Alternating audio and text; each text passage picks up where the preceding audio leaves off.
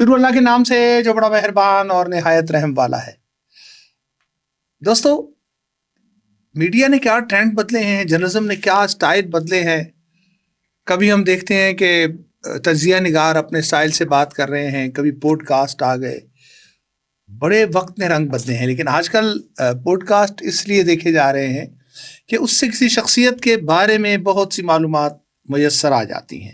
بہت سے لوگ جاننا چاہتے ہیں بعض شخصیات کے بارے میں، لیکن جب وہ مائک پر آتی ہیں، بات کرتی ہیں، گفتگو کرتی ہیں، ان کے ویژن کے بارے میں ان کا اظہار ہوتا ہے، ان کے تجربات کا پتہ چلتا ہے۔ اور سچی بات ہے، وہ جو ہم پڑھتے ہیں نا کہ جی people die but books never die, کتابیں زندہ رہتی ہیں۔ لیکن اب جو ٹرینڈ آ گیا ہے، جو یہ سوشل میڈیا آ گیا ہے، جو الیکٹرانک میڈیا آ گیا ہے، اس میں آپ دیکھیں کہ ہر چیز محفوظ ہو رہی ہے۔ جیسے ہماری آوازیں محفوظ رہتی ہیں، اس طرح سے جو ہم انٹرویو جو پوڈ کاسٹ کرتے ہیں وہ محفوظ رہتے ہیں۔ اور آج جو پوڈ کاسٹ کے ہمارے مہمان ہیں، وہ تو بہت ہی مجھے کوشش کرنی پڑی، بڑی مجھے محنت کرنی پڑی، وہ پس پردہ رہ کر خدمت کرنے کے عادی ہیں۔ صحافت کا ایک قومی سطح پر ہم کہہ سکتے ہیں کہ دبنگ، بہادر، مظلوموں کے کام آنے والا، یہ ہے جو صحافی کی اصطلاح ہے، اس پر پورے اترتے ہیں۔ Thank you very much for joining اس میاں غفار صاحب۔ السلام علیکم، کیا حال ہے، کیسے ہیں؟ بہت شکریہ، آپ نے آج اپنی یادوں کو سمیٹنے کا اور اکٹھا کرنے کا سلسلے کا ہمارے ساتھ یہ یقین دہانی کرائی کہ انشاءاللہ ہم اس کو کچھ عمران سیریز بنا لیں گے۔ آپ نے اچھا کہا کہ اتنی زندگی گزر گئی، صحافت میں 35 سال گزر گئے اور اتنا کوئی دیکھا، تو وہ اپنے سننے والوں سے، اپنے ناظرین سے شیئر کرنی چاہیے۔ اور آپ نے جو انٹرو دیا، جو آپ نے بات کی، واقعی پہلے گانے سنے جاتے تھے، اب گانے دیکھے جاتے ہیں۔ ہاں جی، وقت کی پہلے تبدیلی ہے، گانے سنے جاتے تھے، اب دیکھے جاتے، اب چیز دیکھنے والی چیز آ گئی، ہر چیز سکرین پہ آ گئی۔ اور دوسری بات جو اس سے یہ ہے کہ جیسے اللہ تبارک و تعالیٰ نے حکم فرمایا ہے اور کہا ہے کہ جو بندے کے منہ سے بات نکلتی ہے وہ ریکارڈ ہوتی ہے، کہیں نہ کہیں کائنات کے نظام میں اور اللہ تعالیٰ کے سسٹم میں ریکارڈ ہوتی ہے۔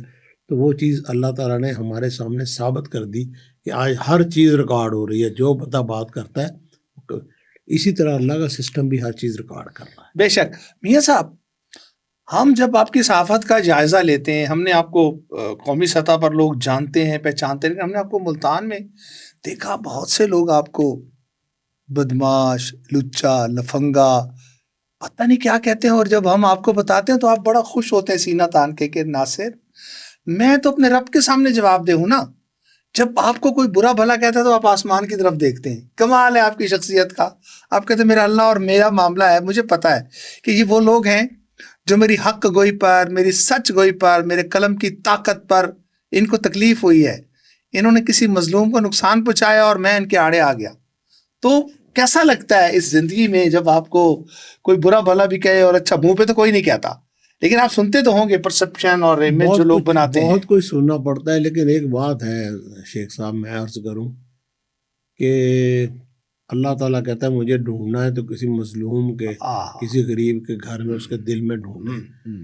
تو میں نے دیکھا ہے جتنی سکون اس عام آدمی کی کسی مظلوم کی خدمت کرنے میں ہوتا ہے، وہ کہیں سے نہیں ملتا۔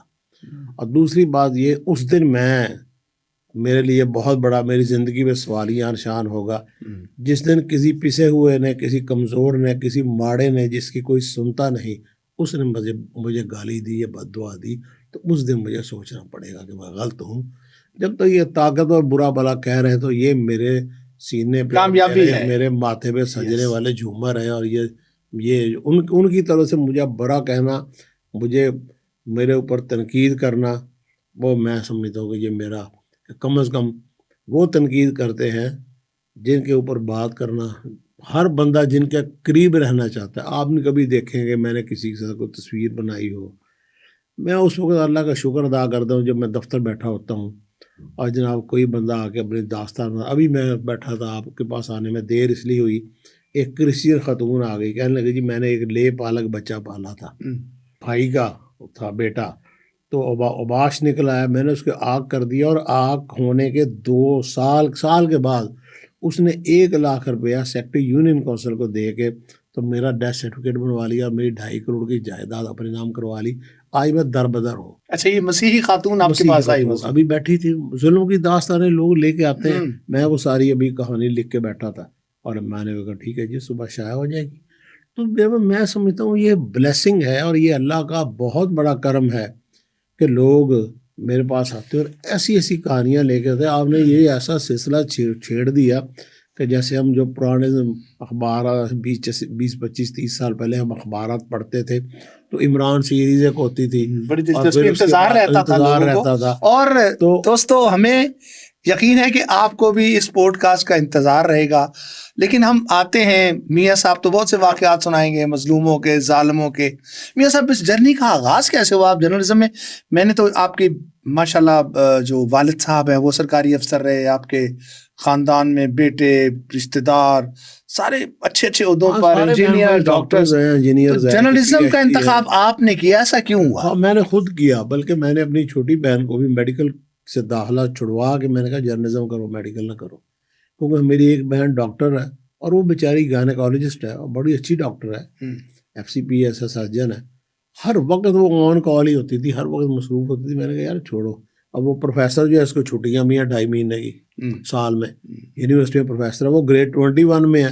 اور میری جو بہن ڈاکٹر ہے وہ 20 میں ریٹائر ہو گئی, تو وہ بہن جو ہے وہ 21 میں ہے. دیکھیں نا, تو میں نے اس کو فیصلہ کیا تو جرنلزم کر. جرنلزم میں مجھے نہیں یاد, میرا خیال ہے یہ میرے شعور سے بھی پہلے میرے اندر کہیں کوئی اخبار گھسا ہوا تھا. بہت بچپن میں اس وقت ریاض بٹالوی صاحب کے سنڈے مشرق کے کالم ہوتے تھے, وہ ایک پورا فیچر ہوتا تھا, وہ 2 کلر کا اخبار ہوتا تھا.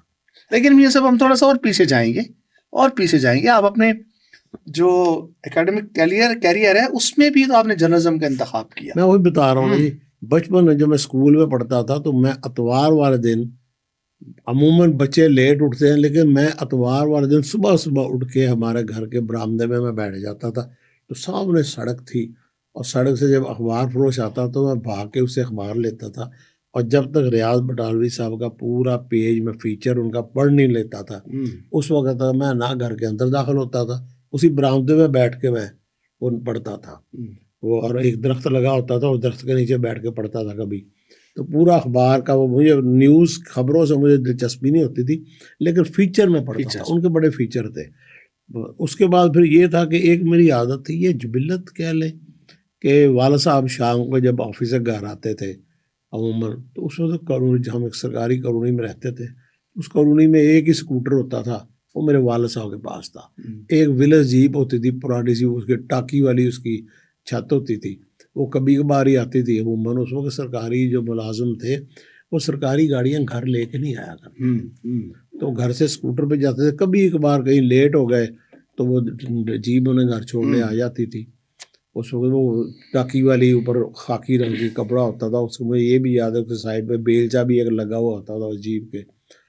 تو وہ میں ان کو سارے محلے کی یا ساری اپنے دن کی روداد, جیسے ڈیرہ غازی خان کے لوگ کہتے ہیں نا جی حال گنو, تو وہاں حال ڈساؤ, صحیح حال بناؤ. تو میں ان کے ساتھ سارا حال بتاتا تھا کہ یہ ہوا یہ ہوا. تو میرے والد صاحب مجھے کہتے تھے میرا اخبار پتر. اچھا, خوش بھی ہوتے, ہنستے تھے کہ میرا اخبار پتر, ہاں میرا اخبار پتر کی کہانی. پھر وہ مجھے کہتے ہوتے تھے اللہ انہیں جنت نصیب کرے, کیونکہ میں زیادہ نا اپنے بہن بھائی, میرے والد صاحب جو گورنمنٹ جاب میں تھے تو میں زیادہ اپنے والد صاحب کے ساتھ رہا. باقی بہن بھائی فیصل آباد رہے, لاہور رہے یا ملتان رہے, میں جنگ رہا, میاں والی رہا, سرگودا رہا, سائیوار رہا. جہاں ان کی پوسٹنگ ہوتی تھی میں اپنے والد صاحب کے ساتھ رہا.